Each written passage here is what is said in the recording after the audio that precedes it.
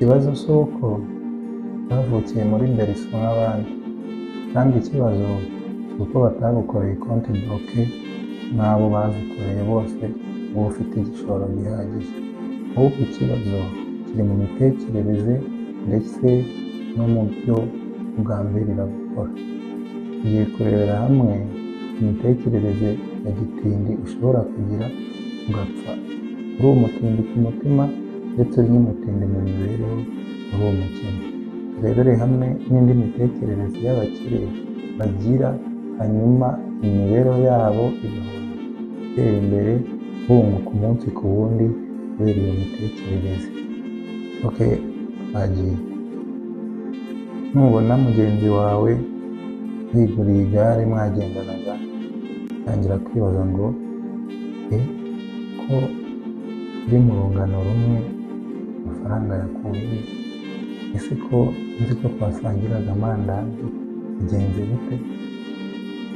Ejo wakumva yiguriye inka, wongera ugatekereza ngo cyore arongeye kandi akuze n'inka nanone, amafaranga yabona ate? We abigenza ate? Ntaca kangahe ukumva yaguze ikibanza mu mudugudu, ukumva ati none kandi guze n'ikibanza mu mudugudu, amafaranga yabona ate? We abigenza ate? Ko nzi ko ndi mu rungano rwe ndetse ko muruta, amafaranga yo gukora biriya bintu byose yakuye.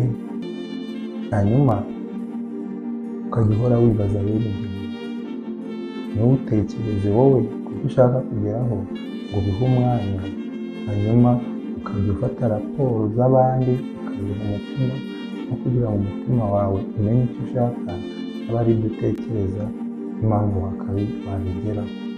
Ubu ukajya uhora ureba abantu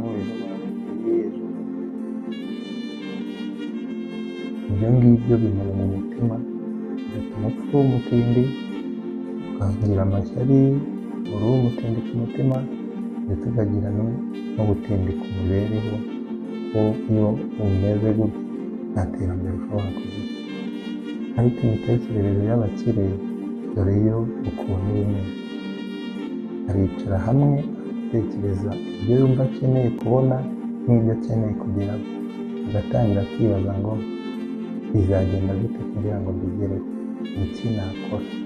Ese nimba mfite umushahara ungana gutya, nakora iki kugira ngo ndusheho kunguka?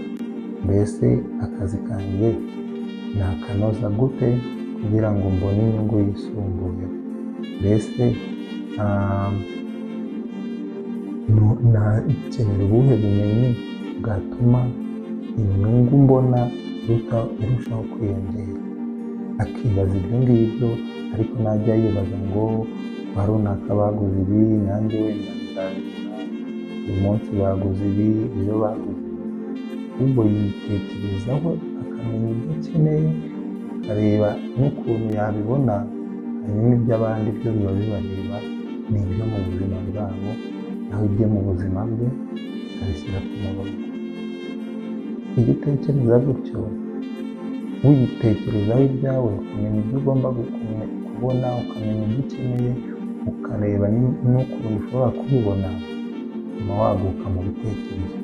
Ariko iyo uhora ufata raporo z'abandi ukaziha umutima, bituma ugira ishyari, ukazapfa umutindi, uri imbwa, uri imbwebwe, mbese nta kintu na kimwe wigejejeho kubera guhora ureba iby'abandi, wowe ibyawe ntubihe umwanya wo kubishyira mu bikorwa.